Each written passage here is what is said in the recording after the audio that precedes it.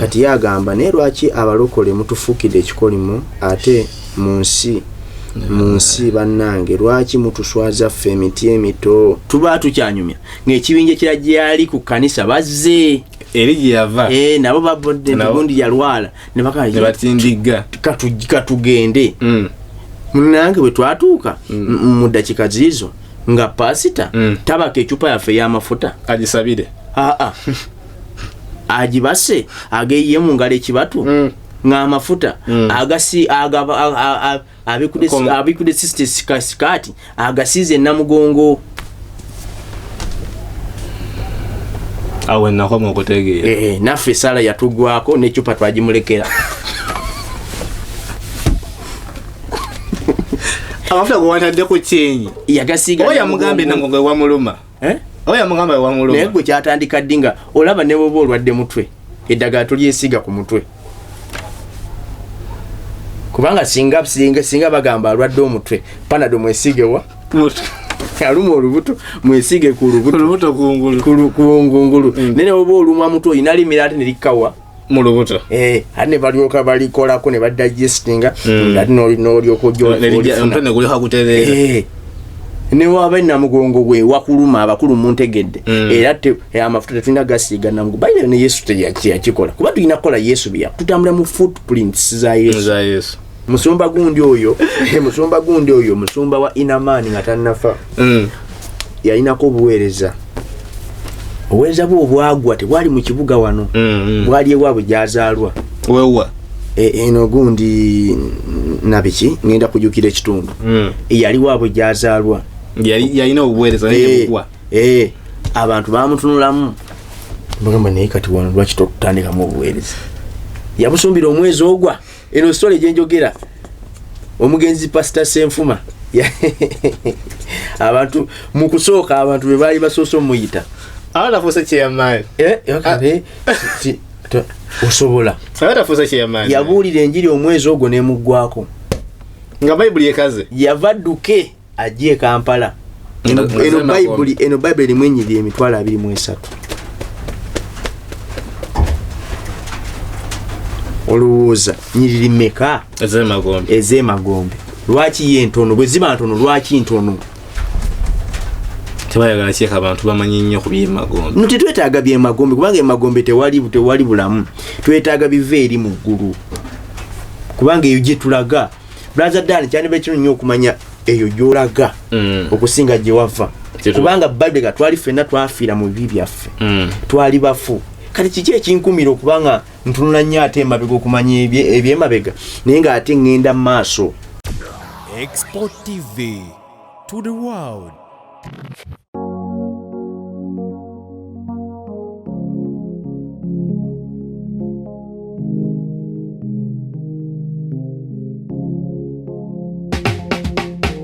Kankwanjulire Cambridge Junior School esangibwa Matugga Kito bano beesowoddeyo okubangula omwana ow'omulembe guno. Omwana agenda okufuluma ng'alina obukugu obulala bungi omuli okukozesa ebyuma bikalimagezi oba kompyuta, okuwuga, okuyimba n'okukuba ebivuga byonna ate nga ne co-curricular activities tetuzisudde muguluka. Buli nzikiriza y'omwana essibwako essiira, tulina day ne boarding. Buli ekikozesebwa ku ssomero omwana akisangako. Abasomesa baffe batendeke tusobola okulabirira omwana wo okumala ebbanga lyonna ne bwe guba mwaka mulamba kusa n'eddekeya eri abannassale. Cambridge Junior School esangibwa Matugga Kito, kilomita 1 okuva ku Bombo Road. Okumanya ebisingawo kubira Administrator ku 0773 01 14 12 oba kubira Director ku 0752 52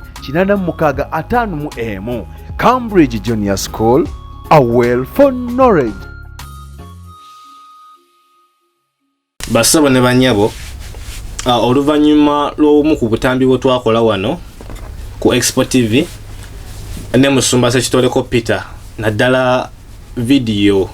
eriko omuntu ogamba nti olukala lw'abasumba abali bagenda emagombe tuzenga tufuna uprising oba nti abantu abakyogerako ba comments ezenjawulo ku kintu kino. So olunaku lwa leero njagala abantu abamu tubaddemu na olwo n'ababako bye bayogera nga bitusindika ate okubanga tunnyonnyola nnyo okujja mu kintu kino. So lero nkomende Musumba Peter sekitoleko okuva ku Prayer Power Church tubere nga tugenda mu maaso n'ensonga eno. Awo nakulwayo tutambudde ne bannaffe aba Cambridge Junior School Matuga Kito kusomesa mwana paka kuwulira bulungi. Omwana agenda ovayo mu ssomero nga akenkuse mu kirasi agenda mu kisaawe Kabaka ate ngera mu buufu bwe bumu n'emirimu egy'omutwe nga agitegeera bulungi. Omwana ayiza okande okole emigati, omwana ayiza okulunda obukoko, omwana ayiza okulunda obumyu, ebintu ng'ebyo omwana byonna bitegedde bulungi. Ngodihizo aba medicine agamba nti kwata enamba y'essimu 0706064923 omukubye omugambe kyonna ekikuluma abeere nga akukolako mu bwangu ddala. Deliverers kola okwetoolola Uganda yonna, so totya kumukuya newoba oli mu Western newoba oli mu Eastern anywhere. Abali mu Kampala mwe mwesimye kubanga wano wennyini ayinawo amakanda, abali eggulu namwe mwesimye kubanga neyo ayinayo amakanda. So ajja kuba akolako kyadde ekikuluma kyonna kimugambe nezira nsonga za mu kisenge azikolako ate nga akozesa herbal medicine yekka. Daga terina side effect sigama ate mazo bulemire eddagala ekikata tekinyitandika okunkolokota bulemire eddagala ate mbadde mizeri ya mugongo nefuna okusiiba mu bibatu siwe bikola ku herbal medicine. So mutukira abere nga akolako mu bwangu we kyetaagisa. Musoma saba obere nga olamusa ku bantu bano tugende mu maaso. Abalabi baffe aba expo nsanyuse okumanya nti gye muli balamusizaako mwenna abali ku ssengende ez'enjawulo abasinziira muno mu Africa, Asia, Australia, North America, South America, tubalamusizaako mwenna. Amina. Kwantaktika wote wali ali. Eso gitalaza mangu. Balamusizaako mwenna namwe ate kati ate mu ngeri enjawulo abasangibwa mu Africa nenga muli mu ggwanga Uganda. Balamusizaako mu linnya lya Mukama waffe Yesu Kristo. Mu ngeri enjawulo ddala. Ze Musumba sekitoleko Peter nsangibwa Lugala. Ekanisa fagita Prayer Power Church. Mwe bali kwagala expo ye chano yokka koyigira ebyamagezi kumanyira Katonda kikyagamba kwotegeerera okuyana kwa Katonda kwosomesebwa nova mu kutwalibwa omuyaga. Amen. Nofuna okumanya n'okutegeera. Amen. Tulina kampeni y'okugula ettaka ery'ekkanisa nkwegaidde twegatte ko tusupporting mu ngeri ez'enjawulo. Osobola okutuuba oba olina obugabirizi bwonna Mukama bwakuwadde. Ffe tujja kusabira, tujja yimirira naawe, tujja kwegayirira ku lulwo ku lwekyo ky'okoze. Osobola okunfuna ku 0756 12 96 98 0756 byonna ne obuli obweru tukuwa account number, tulina Swift code, tulina byonna tubina branch name, bank name byonna tubirina. So esimu yange ya 0756 12 96 kuba oyitira ojja kuba onfuna. Ate era tulinayo tuli kuteeka 3 mu lumu yaffe budget ntono ya $5 million. That first crossover night. Yes. Twagala kusabira ggwanga bino byowulira. Stofera budget ntono kubanga era ulira amache kigategese $2 million soka yamba $5 million budget era ntono. So mwana wa Mukama osobola okuyimira wekka ogamba Musumba leka nkuwewule tujja gulumiza Katonda ku lulu. Amen. Tujja kuzinira Mukama ku lulu. N'enkutu zikutuke. So era simu yange yeri 0756 tuweyo ku $, tuweyo ku €. Kama Katonda agulumizibwe ku lulu. Amen. Kama abanjagalira. Ali ebweru mwagamba nti nze Musumba jagala muwa in dollars sagala afunira mu shilling. Kozesa omukutu ogumanyikidwa nga El Shaddai money transfer. The currency you want the money to be transacted in ojotambulira okuva gyoli paka Musumba wali. Sanda zijamutu kawo zikyali mu $. Ate nno kyewuunyisa nnyo nti bano bo ebisale byabwe biri wansi ddala. Era ndowooza kireka ne money transfer agencies endala zibalwanyisa kubanga balinga abakolera almost obwerere. Kuba balwana okulaba nti sente nga woziweereza at least 98% yetuuka gyerina okulaga. So beekwata beere nga batambuza sente z'obulungi basuki zirina okulaga mu currency yonna gy'ozaagaliramu. Musumba nga bwe nnyonnyodde abantu bano nga tutandika nti ko video yafe nkade gye twakola ey'emagombe olukalo lw'abasumba abagenda emagombe abajja amaanyi gaabwe abatuusa message ezivudde emagombe okusinga ez'eggulu nootya kati waliwo sister yawandiika sister ono aleka yalina obulumi nga buva ku ggumba sister bamuyita sister Nampeera Hasifa sister Nampeera nkwagala nnyo mu linnya lya Mukama waffe Yesu Kristo amen yawanika comment nga obulumi buva ku ggumba bwennyini kati bwe twakola story ku lukalala lw'abo bagenda emagombe ndowooza ate yakirabanga ate nze akoze ataaka waliwo inanga ye yakirabanga gwalina omuntu gw'olumbagana gwenumbagana kati yagamba naye lwaki abalokole mutufuukidde ekikolimo ate mu nsi bannange lwaki mutuswaza ffe emiti emito tugenda kutandikirawa bannange lwaki mwerwanyisa mwekka kati wulira kyokka omukutu gwe gumu gwe guleeta abagendayo abamanyi by the way kino kiraga nti Nampeera abagendayo ate gwe bootayogera besayogera yendowooza y'abamanyi alina ne kalisiti kansindikire nako nno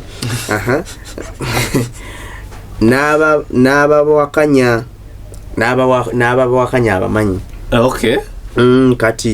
kati tutwale kyani nga mwenna muli mu kifo wano Oluganda yawandika lufu muli mu kifo kimu bannange Mukama abasumba mwenna lwaki temumutuukirira maaso ku maaso ani oyo ndowooza agendayo nemumubuulirira nemumugamba nti kyekituufu ye lwaki ate mumala nemubazza mu linnya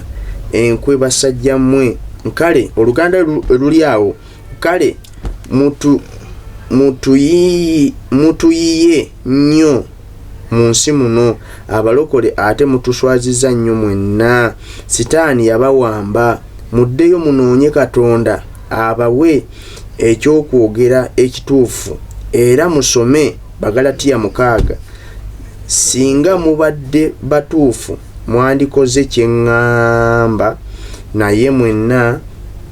mugaanagaana kale Mukama mumukabiza amaziga kati Bagalatiya 6 agamba atya tusooke tusomewo tumanye Bagalatiya 6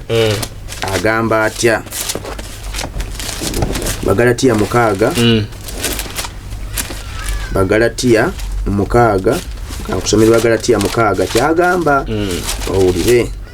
Bagalatiya 6 agamba abooluganda omuntu bw'alabanga ng'ayonoona omuntu bw'alabibwanga ng'ayonoona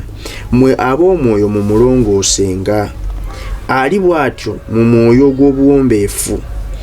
nga mwekuuma mwekka na mwekka waleme okubaawo okukemebwa okitegedde ekyawandiikibwa kino mu ntegeera yange kiringa ekiraga nti mu abooluganda olaba munno ng'ava ku mulamwa mumuyite mumutuuze umugambe ekyalina okukola okukomawo wemba sisobezza ndowooza mwana ono point agirina era akitegeeza alina kyategeeza naye kino njagala brother Dani nkikugambe abantu abagenda emagombe basukka omu basukka ababiri basuka abasatu message z'emagombe nyingi kati bano basuka ne kubaamanyi ne kubaamanyi ate ze message eno sagikolanga nagwenda yigwensongako era kituufu nze nasomesa ti eyo enjiri etambula nfu watusomesa busomesa enjiri etambula nfu baana ba Mukama mulabe sister Nampeera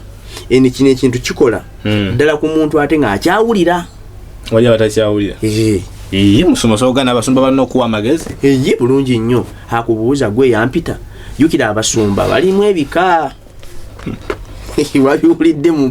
mu podium walimu ebika ate kati n'ekika ekirala biri kati bika 4 ate kyokuna kyefubutu anti leka kijja kuliko abasumba abayitibwa Katonda awo nga bawo mulimu kuva God called pastors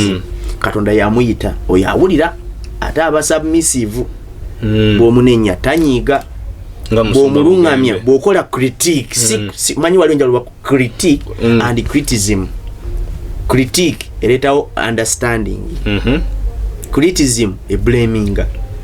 Bwokola critique ng'olina ky'omulaga awuliriza. Ne wabaawo ate omusumba akola criticism. Ne wabaawo omusumba omulala eyayitibwa sitaani. Abo babiri. Sitaani naye ayita ye amwita aveeri naye nga asavinga eno naye nga mission zonna atuukiriza zagwakabaka bwa sitaani.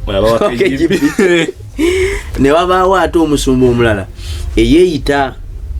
ye abanga asobola alina amaanyi alina abantu oluusi akoze ebisinga biganye n'agamba ndi wakisigenda ku mu busumba olwo ne yaŋŋamba tulina n'abalisaaki ye kusobola tusomesa wamirako mashini n'agamba lwaki sigendako mu busumba mbisobola okwekyanga obwekyansi mashini weziri nakusha leka ngende mu ebyo mulimu ate yayitibwa abantu kyekyokuna twalabye nga musumba Peter osobola tokulembera ani anatuka utokisobola tinkisobola naliko ne mu scripture union kusomera okubuulira musumba gundi oyo musumba wa Inamani nga tannafa yayinako obuweereza bwe obwagwa tebwali mu kibuga wano bwali ewaabwe gyazaalwa wewa eno gundi nabiki ngenda kujukira ekitundu yali waabwe gyazaalwa yalina obuweereza nebugwa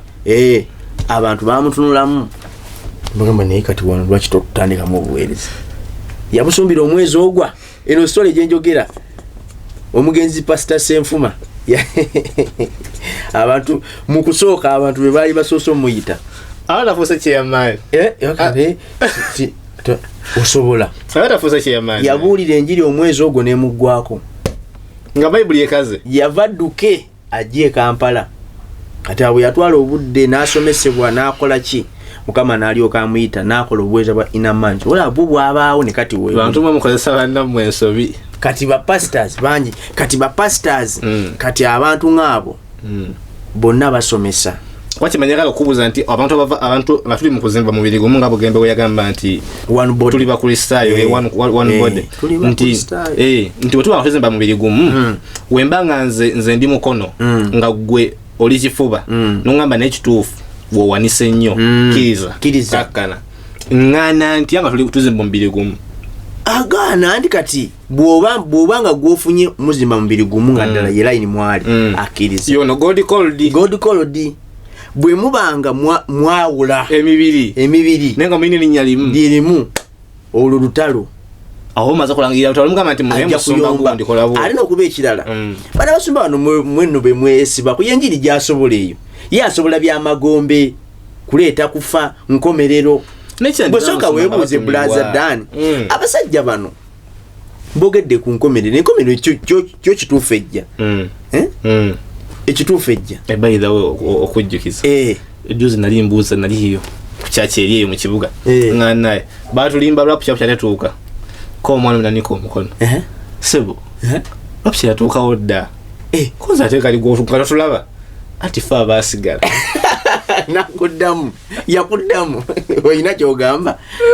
gwe tebamanya nakuba 10 neva kati neŋŋamba wamanga ze yasigala ku lwapukya siraba nsonga enyimiriza katuli neevaayo kati so yakuddamu yagiyampa era osina kyengattako kati so kati kakugamba naso batubulidde enkomerero biki kuba yenjiri gye balina naye ate abantu bategeke enkomerero genotuka nga bakola ki kati bali batwambaza fiya bali kyabeerera okugamba osobola okweddiga batwambaza fiya nti mugenda kufa nkomerero etuuse naye bo bali kuzimba bizimbe kati bo bagenda bibeerera muwa muggulu mwenga temuva ku mirimu gyammwe ye yabuuza abantu mwenga temuva ku mirimu gyammwe mukimanyi Yesu akomawo nga temuvaako nafe siga tuzimba makanisa nga namwe omukola ki omusigadde ku mirimu kati so bana abantu balaba bali kuzimba bizimbe bali kwogereza bakazi baagala kuwasa naye kati bagenda baagalirawa muggulu ati muggulu tewali bufumbo tewali bakuwasa ate bayinza okuba omanyi kati amasumba bamu siba defendinga naye njogera okusinzira nga kyendowooza kyebalowooza kati nganze nze naveeri wano wotti kumpigi ku bikondo wali kati abantu feeyo tulina amasakalamentu era singa ofa nga togajuziza gonna omusanvu toyina gyola oba olina ekyokunenyezebwa oyinza nokutetukadde mpirigaatooli tonjukiza pirigaatooli tonjukiza asoli ya pirigaatooli nkusaba osobokiire ojayo kuba nayo nyuvu ddala oyinza notetuka ku pirigaatooli nogenda butereevuwa ewa setaani oyinza okwesanga kati nga kino ekyokuba nga boogereza tebakikola lwa nsonga nti baagala nnyo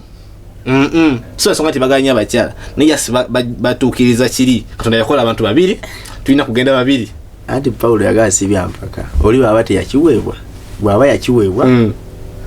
teyakiweebwa kati ayinza okuba yakiweebwa naye nga yasi kyagala bwagazi so kati omuntu kati abantu kati abantu bamu enjiri gye balina ne bonomubuulira era yasigala nga awulira ebyo ekyo kyasobola ajja nakunyiigira ajja nakola buso kati nze nina kubuusa mmwe kuba mmwe mukyasobola owulira bano bebabuulira bano bebawulira bano bebalina okuwulira kubanga enjiri ye bw'ogiggalirawo amatu ate n'okuba ekirala bangi bayibuli egamba mu ngero 2:7-5 egamba nti okunenya okw'omulwatu kusinga obulungi okwagala okukisibwa okukisa obutateeka kintu mu lwatu okunenya okw'olwatu kusinga okwagala okwokukisa kuba kati nze nayogera bangi nenyamba bangi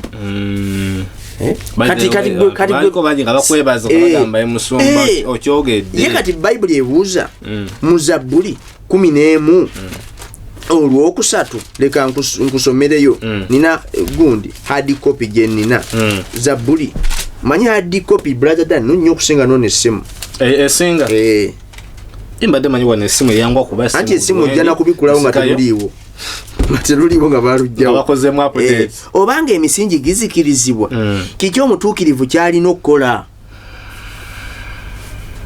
enjiri mu luzungu bagiyita good news yes mawulire maki amalungi gospel yenjiri mu luzungu bagiyita ekitegeeza good news gospel kitranslating baira mu luzungu gospel kitegeeza good news mu Luganda kye bayite enki enjiri oba wali ge mawulire amaki amalungi kati gwe mwana wa Mukama emisingi gifa tukole ki enjiri yonna bufuuke bulimba babisa abantu tebafa bagambye message ziva bu direct magombe nawe bani ate gundi omulanzi yalangirira papa nafa ati naye musumba ebanange era bajirira balwadde balangirira abalamu babalangiridde tebafa ne balangirira akalulu kano ye kati kambuuzi brother Dan twandirangiridde nga bantu kufa oba bantu kuba na bulamu kubanga tulaba Musa ng'asanga Lawuben n'amugamba Lawuben beera mulamu yetalangirira kufa yayitawo kufa naye ffe tulangirira ki anti kyandibanga balibo balina ekisa kyabwe kyakuzza kati ffe tulina kyakuwabuulira baweerezaani baali baweerezaani wali waggulu ennyo ate ffe naffe gwe tuweereza naye kati tuli mulembe mulala ate nga ffe jjukira bo baali mu mateeka ffe tuli mu kisa kiriwo ekisinga olowooza bantu balinamu obuwaayiro kati so bayibuli ebuuzizza tutule tuzinga emisingi gifa omutuukirivu enjiri entuufu eremeddwa okubuulira ebifu byebyo byebibuulirwa ebifo biyitawo enjiri entuufu eremeddwa okubuulirwa obulimba bwe buli okubuulirwa kati abantu mmwe muzibuka amaaso mulabe no sigeza kubeera negative nawe musumba naye kimuli kyeŋŋamba nti mbadde ndowooza enjiri eno eva mu magombe eva mu ggulu evaawa kale eva mu nsi emyo in general sigeza kukwataka muntu yenna mbadde ngamba nti erina abantu beyamba ne bajjako ku leve emu ne batwala ku leve endala kuba omuntu waawulira oba nga alina okukkiriza naye nga omanyi bayibuli nawe yogerera kukubuusabuusa nti tekulemenga kujja mitima gyaffe tulina okuovercoming okubuusabuusa tesobola gana kujja muntu kabubeddi naye mbadde ngamba okufuna abantu nga bana abatuukako mu beings ez'emyoyo nakugamba nti nagendako nindaba ekiri mu ggulu oba ndabako ekiri Magombe oba ndaba ku muga gw'amata nenfa nenziramu nenfa ndaba ku mmere tulina ekiyungu ekinene mu ggulu kizaamu omuntu amanyi nagamba nti yes gwenzikiriza gyekiri tekiyambako abantu okusigala ku layini nagamba nti dawuti ne baddeze fuluma kubanga nfunyeyo abagendayo okwo ne bakakasa gyetulaga ekkubo bweriri Brother Dan omuntu agenze mugalese message yo mu ggulu nzo butamuwakanya nnyo n'omuntu alese message ye Magombe gwe byandikwa bimeka munene ngobaka obusingamu oloza bubaka bumeka obuli mu Bible kyenjagala okuza kikino bubaka bumeka obuli mu Bible nga obunje ennyo buvudde Magombe oyinza okumpa enyiriri meka eno Bible erimu enyiriri emitwalo 23 olowooza nyiriri meka eze Magombe lwaki ye ntono bwe ziba ntono lwaki ntono tebayagala kyeka abantu bamanyi nnyo ku by'Emagombe tetwetaaga by'Emagombe kubanga Emagombe tewali bulamu twetaaga bive eri mu ggulu kubanga eyo gye tulaga Brother Dan kyandibadde kino nnyo okumanya eyo gy'olaga okusinga gye wava kubanga Bible twali ffenna twafiira mu bibi byaffe twali bafu kati kiki ekinkumira okubanga ntunula nnyo ate emabega okumanya eby'emabega naye ng'ate ngenda mu maaso ekyo sikiraba kati Bible ebuuza kati Bible yo kyebeebuuza mu Yeremiya 4:22 Yeremiya 4:22 egamba kubanga abantu bange basirusiru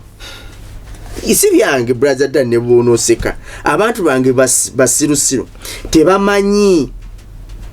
biwowongole by'abaana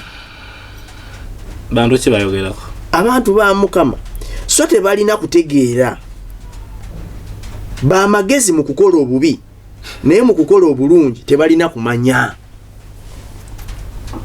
eyo enjiri gye twagala kubanga eyo yenjiri ogiwulira olina ku TikTok eyo ogiwulira eyo enjiri gye bayita enjiri kigoba stress ba magezi mu kukola obubi abasizo ku negundi si byange so ngamba ndi musumba amagazo gakola nnyo mu kwonoona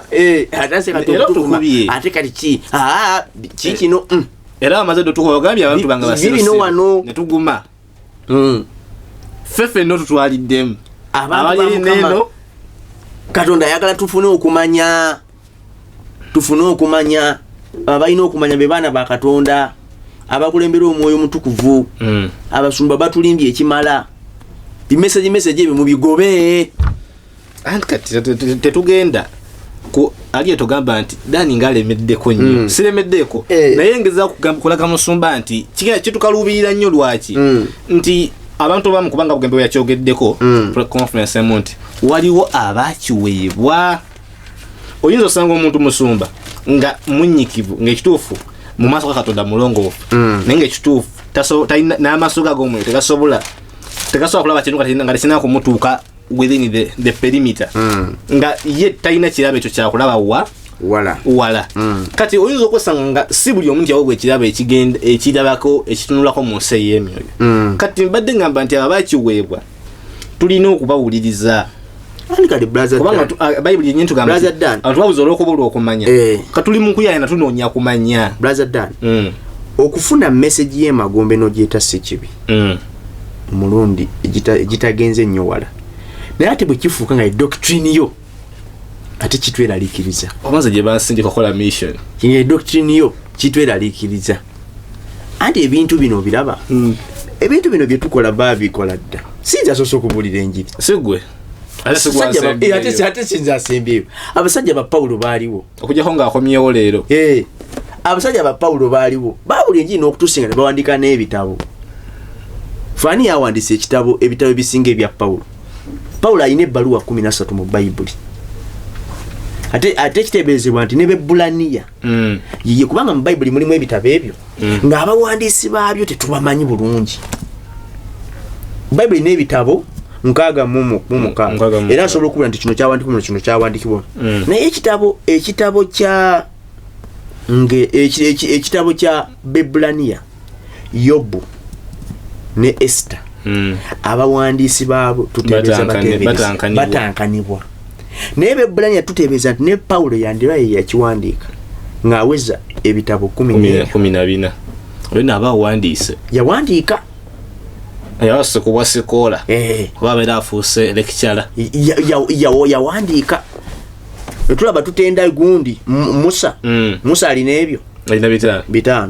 okuva ku lubereberye otuuka ku kyamateeka olwokubiri azungu gye bayita Torah. Naye abasajja abo balina enjiri gye baleeta ng'enjiri yabwe esigala mu layini n'obwakabaka mbu kye tugamba nti ffe teyawuka ku yasooka era leka nkulage ekyawandiikibwa ye Bagalatiya meka Bagalatiya 1:6 Bayibuli etuwoninga olyosi yegwako akanjukiza ne kanja mu mutwe Bagalatiya 1:6 egamba neewuunya kubanga musenguka mangu muti eyabayita mu kisa kya Kristo okugenda eri enjiri efaanana obulala tukawuliddako okugenda eri enjiri efaanana obuki musenguka mangu kati kakubuli abantu egambye neewuunya oba musenguka mangu kubanga ati omuntu bwajja ajja n'ekiyiriyiri kye mulimu omuntu atulaawo katalina byawandikibwa wadde ekyo sikyandibadde ekirungi musumba ekiriwo okubanga osenguka mangu ate tutya anti wakati ndawanagira anti kali kitegeeza ekyo kibayita okusenguka mangu kutwalibwa muyaga tolina mirandira gyo kati Bayibuli mubakozesa ekisooka 3 okutandikira ku lw'12 awo okudda awo wansi kyebe bayita ebisusunku batwalibwa Bayibuli ng'ekuba nnyo buli wamu anti Bayibuli no ebe tuzaamu magezi toyinza kwita muno kisusunku naawe ebe tuzaamu magezi etutereeza mu layini kubanga kati gwe abantu basenguka mangu okuva uli bagambye neewuunya kubanga musenguka mangu bwe muti eyabayita mu kisa kya Kristo okugenda eri enjiri efaanana obulala si ndala wabula abantu ababateganya abaagala okukyusa ddala enjiri ya Kristo bantu be babateganya alose alese enjiri ndala alese revelation era revelation jalese revelation mpya niba nosoma ne mu Bayibuli baliwa abo bukakule abantu aba bali ku ebyo tebalina nyina byawandikibwa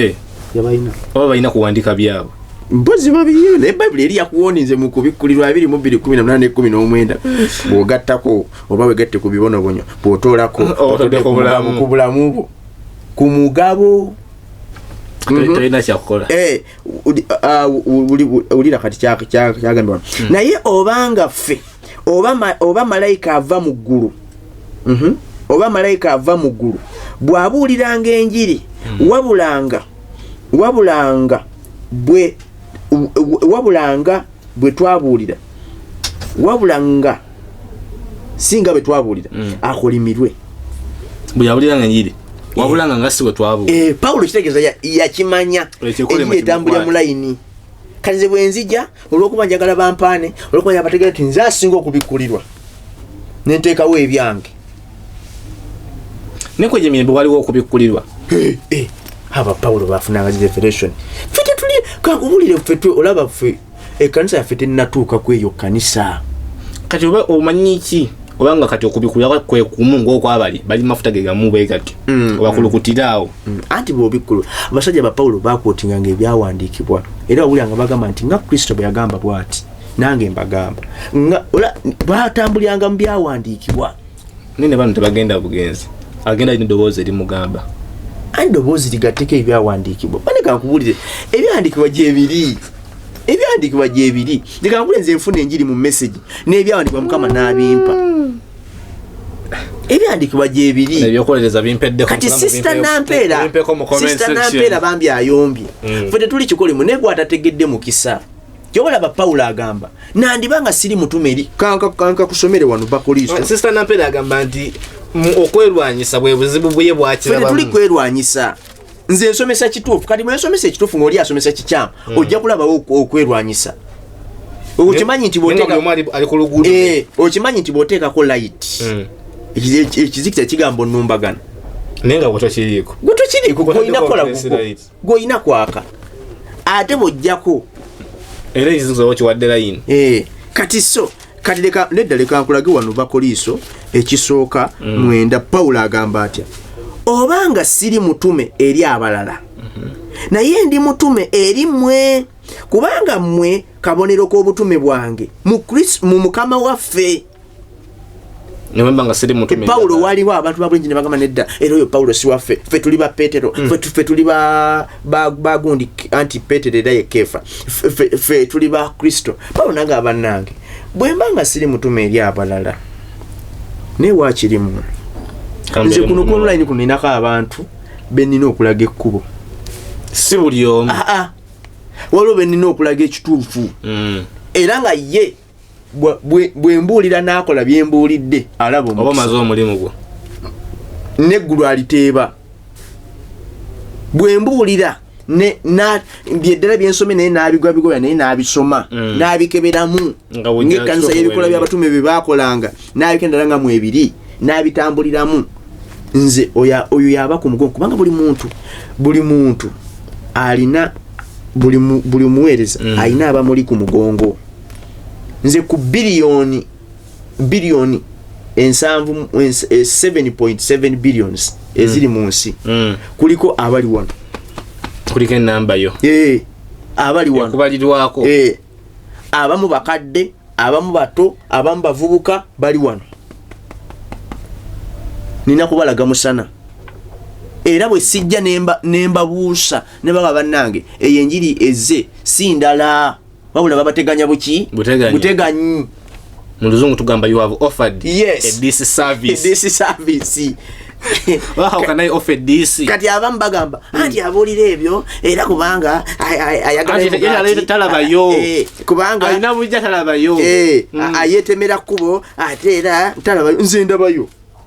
Ne Paulo yabagamba wano mu ba Filipi, Paulo abagamba wano mu ba Filipi n'abagamba bannange leka nkulage ba Filipi. Omanyi byani kwa nawe ebiri brother Dan evidence yo nawe eri gwe lwakuba gwe toyagala kusoma Bible bakuzanyidde ku bwongo ati alinda bamusomera. Paulo agamba bwati si kubanga nnoonya ekirabo naye nnoonya ebibala byeyongere ku muwendo gwammwe. Paulo teyayogera bino nti bamweze kukuka mobile money. Bambi ayogera ebikanga sumba kangereze ka mobile money. Haina anointing nga bwekirina okukola musoma wakanga ng'omuweereza ka mobile money kubanga byayogedde biremu kujjako. Kati Paulo agambye mu Bafilipi 4:17 Philippians 4:17 si kubanga nnoonya ekirabo naye nnoonya ebibala byeyongere ku muwendo gwammwe. Njagala mubale ebibala baana ba Mukama. Nze musumba sekitoliko Peter ekyampita eddoboozi eryambera ngamba yamba abantu bange babale ebibala kuba kati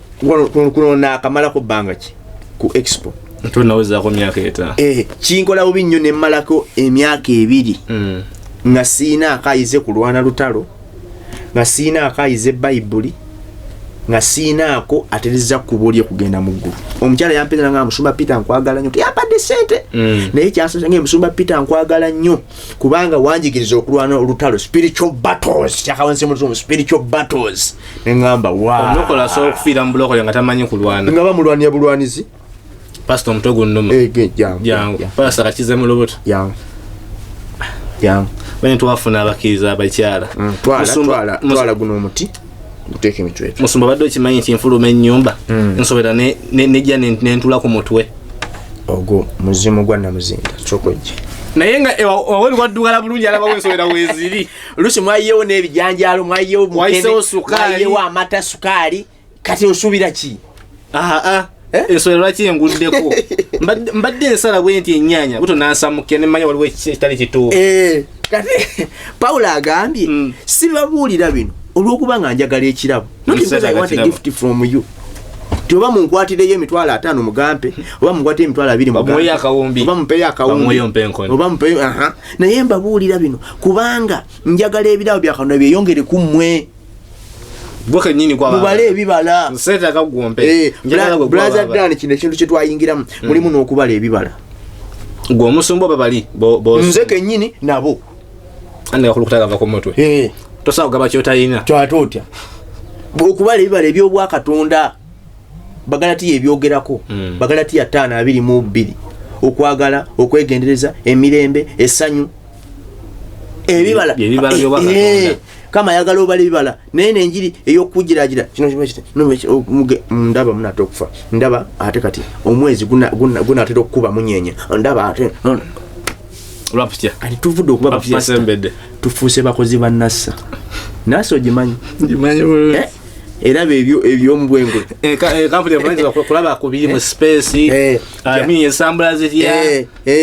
nti ate kati ndaba ndabye gundi wanaatera okubaawo gundi ennyanja y'amata enaatera okubotoka kimanyi biki kankubuulire ennyanja y'amata okimanyi nti nno gyeri eChina eri China nagirabako eri China yeri mu buliwo eri China kati ate kati gwe bw'okiraba oli China ate n'okireeta eno nedda bano balaba mugga oba mugga waki kati tulina okukebera mu byawandiikibwa mwe buli tegulimu bayibuli tugirina wano bayibuli temuli Brazadani nsomye bayibuli sebo oba ezo nkyukakyuka bakazikolamu kati naku zino pozi meta ayi nga bwesisa nedda si mu bayibuli ngamba zenkyuka otekawo emigga gy'amata bayinza okuba nga bagambye abantu ku nsi bebasinga kwagala emugulu tujja kunywa amata amata tegayinza tugakolenga mu mugga nga omululu ayita buyisi mata gajje ne gajja oba ofuna bulungi katulina kati okweyamba naye katono nnyo ku gundi nga tunamuvaako ani nampeera asifa ayina pati gyaweereza nga yafa aba expo ekyo ndoze funya yadali kubanze kennyini straight naye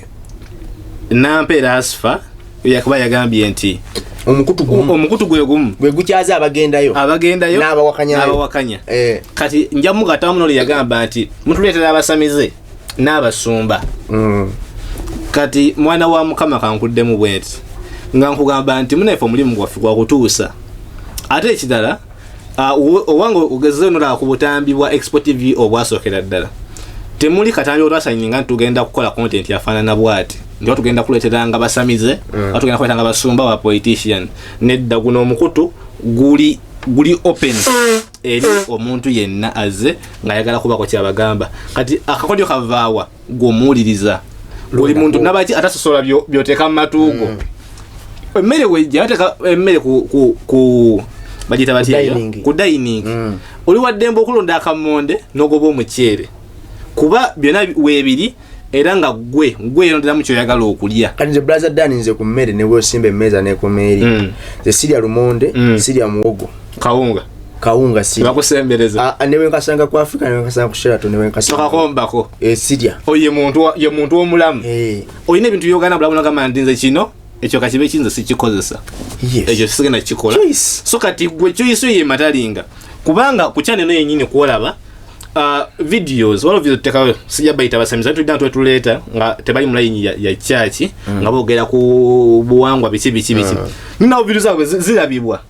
ate nga sigwagirabye kitegeeza nti nayo eina abantu abatwala leni eyo nzikati nganze nga Expo TV omulimu gwaffe sigwa kusalirawo kikyakulaba kuba lino sisabo ate eno si kanisa kino si kituti ky'aba politicians no bali tusalawo gwe kikyo ina kulaba gwe salawo kyo ina okulaba obanga toyina choice gwe ng'omuntu kati mbanze neewuunya gwe omulayi atasosola mu byolaba naye nga tukyali awo Councilment God Hills sinambagambako olunaku lwaleero God Hills abagamba nti mujje n'endwadde zammwe zonna ezibaluma ajja kubanga azijjanjaba ku namba y'essimu komufuni eri 070606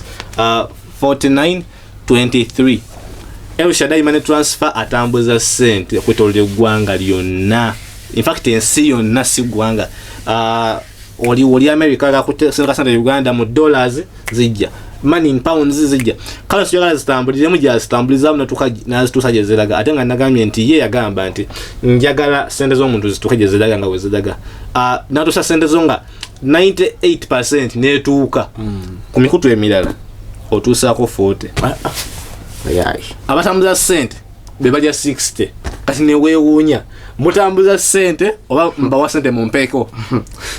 kati abatuufu bokka ye El Shaddai Money Transfer agala kuba atambuza sente zo zokje zirina okulaga mu bulamba bwazo musumba wanjisebo simanyi oba no nampera okyamuliko oba yagatuwa comment ndala nampera kamongere ekyawandikibwa banjagala abere satisfied omanyi kino ekintu kyagambye nti kulumba Paulo yalumba Kefa omanyi Kefa yataito ya mukulembeze wa mukulembeze wa institution ya kusaba Kefa ye Petero manyi n'abayigirizwa ba Yesu waliwo enjiri gyenje waliwo okusomesa kwenje okusomesa bali balina alternative names so baya second names babanga namanya genjawulo akatali kanagaba mabati kati ngabula Matayo ye Levi era bosoma Levi mu Bible mu ndagaano empya kitabo kya Matayo Matayo 9:9 bosoma Matayo 5:27-28 balina gamanya bakozesa Levi kati ngabula banti Bartholomew ye Nathaniel ye second name ye obadde onkuba emigozo bala nyo myumba to banjawulo ngabula nti Esther ye Kadasa Esther 2:7 oba banga nempaho empako y'abanyolo nga bako ne libeyite oba kyoyita petty names petty name simanyi je bayita akika bwoli atenyi simanga bwebityo kati baono kati Kefa ojja kusanga bamise Petero Simon Peter oba Kefa kati tannakyuka abeera omu kati yamusinkana omanyi ono yali mu Petero yali atandise okufuuka omunnanfuusi Petero atanga ye mukulembeze olwazi lw'ekkanisa kweka kuli stand tewali gwatya anti yagenda ne yeeteeka ku njiri ey'okubuulira bannaggwanga jukira ekyo kyali tekyamuweebwa Yesu yali akisobola yekka Paulo yali akisobola Yesu naye yakikola Yesu buli kimu ye master nozali akopa ne bamala yaliyo ninga seba aleta bikula skati wali abikula ati muzalwa yabikula kati oyinza okweteekako oyinza okukyeteekako nti ogenze kubuulya abamalaya ate n'obikula skati musumbazi kye watunyumiza wana watunyumiza batwali kumpewo ati bali kumpewo mbuki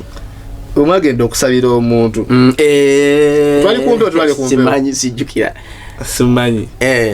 tujuganga bali kumpewo ate akamala tebajjukira musoma tunyumiza bagenda okusabira omuntu nasangayo group endala ezzo okusaba abasookawo twali abantu basatu twagenda okusabira omuwala mutambudde nga group sister yali yazze nabe manyi kati yali yazze ng'asabira mu kanisa yaffe weeks nga 3 ku mwezi kati nalwala ne bategeeza nti muneno sister bwati yalwadde kati tugamba yitwa tugendayo ne tumusabira kubanga bamujanjabe n'obulwadde bukyalemeddewo tugamba tugendeyo nga twetika amafuta mulumbe nga tukamudene nga tugenda kusabira sister twali twakatuuka tukyanyumya manyi temusobola kutuuka kusaba ate mutuuka musabira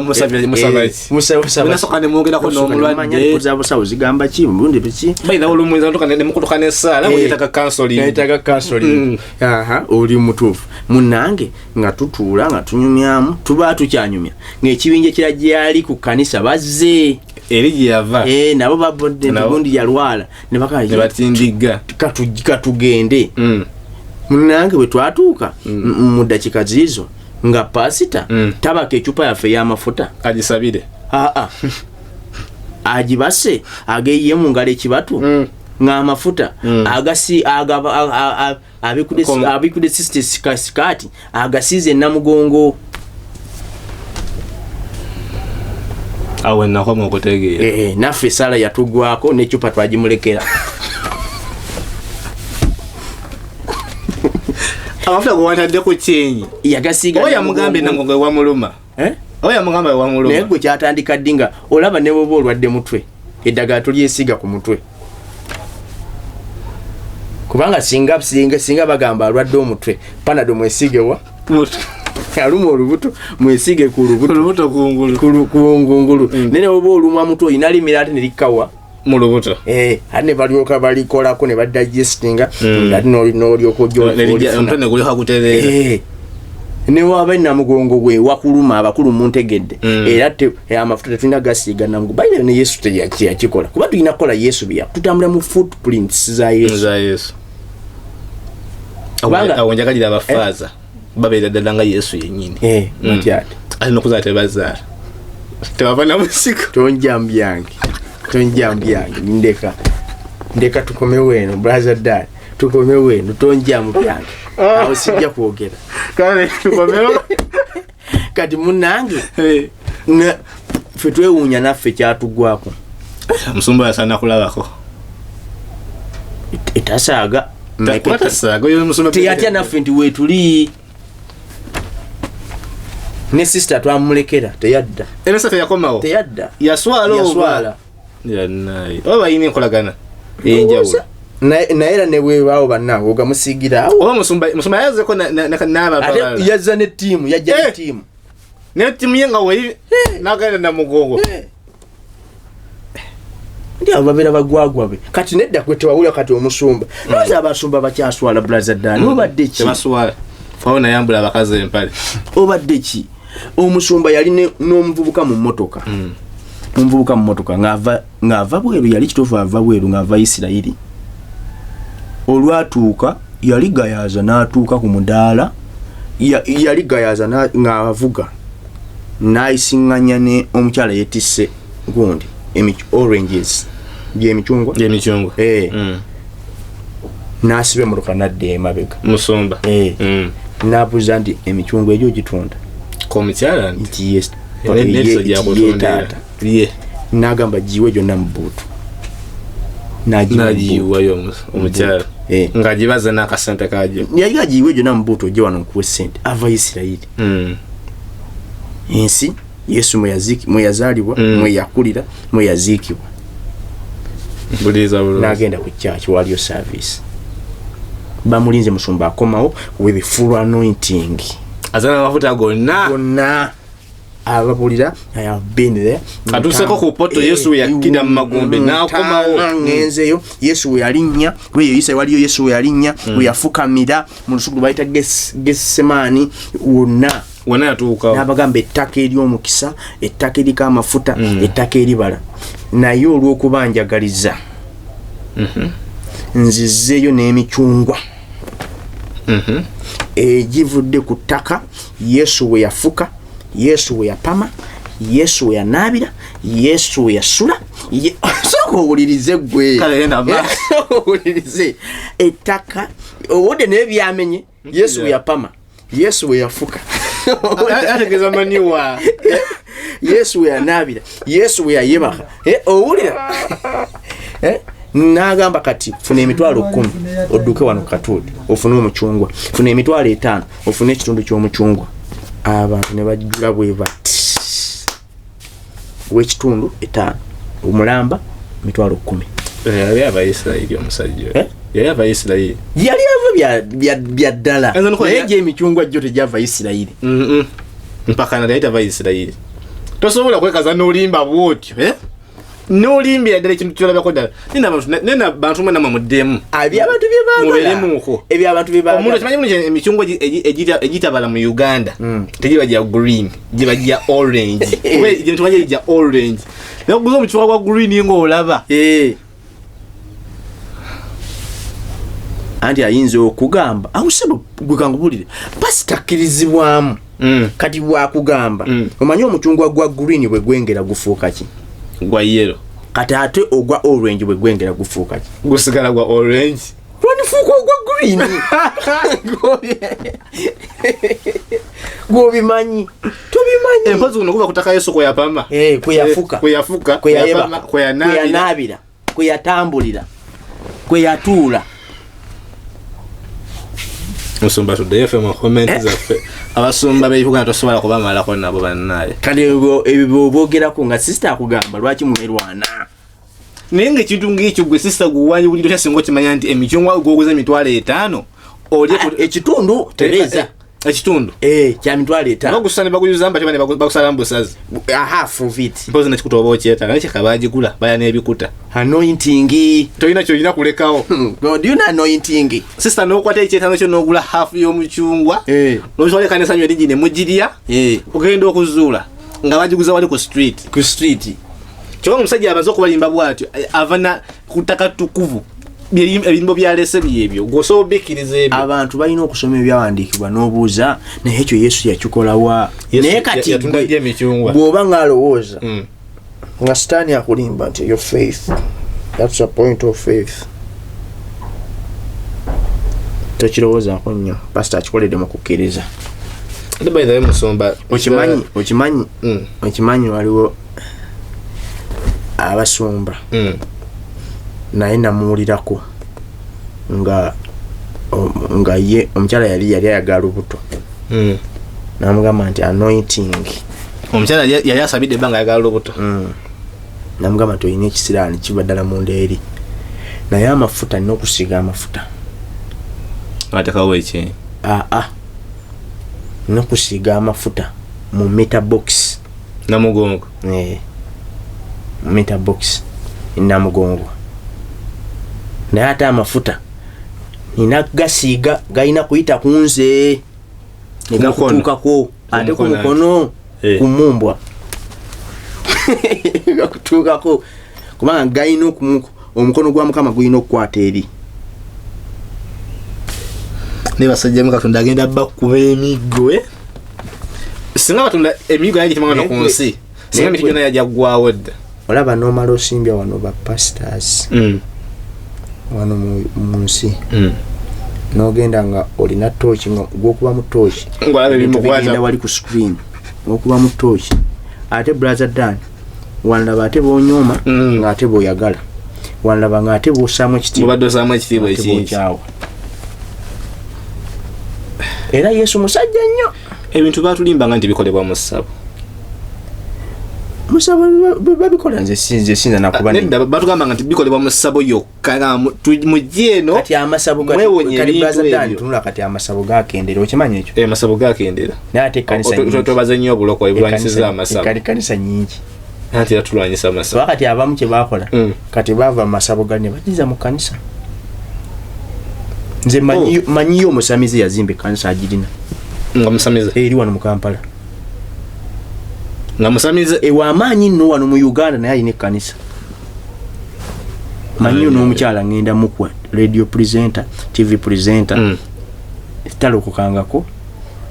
akola n'emisomo gy'abasenga gino emisomo gy'abakulu ayina ekkanisa akikuwasaganya ati ate nosala nova musomo n'ogenda ku kyaki yagitandikawo n'abaako gwagiteekamu era okikola kati ye general manager ate osobola tunda byotanywa overseer tulina abasumba Kampala abantu mu amaaso galabe ojja tomera ate bakyatomera omuwala yamala emyaka egyo mu buweereza kati n'alwala omusujja bwe yalwala omusujja n'azirika mu kuzirika n'atwalibwamu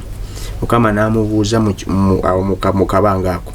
tinaye emyaka gino esatu. Do you believe What? that it's possible to cure from diseases like fibroids, hernia, prostate enlargement without surgeries? Yes, it's only possible with God Heals Herbal Medicine. We also have medications against ulcers, prolonged constipation, hemorrhoids, syphilis, gonorrhea, back and joint pain, low sperm count, high blood pressure, sinuses, UTI, asthma, allergies, sickle cells, low immunity, liver infection, kidney infections, etc. We are located at the entrance of New Tax Park, Hijab City Arcade, shop number GF34. We also offer banking agent services. For more information, call +256 70 60 64 923. God Heals Herbal Medicine.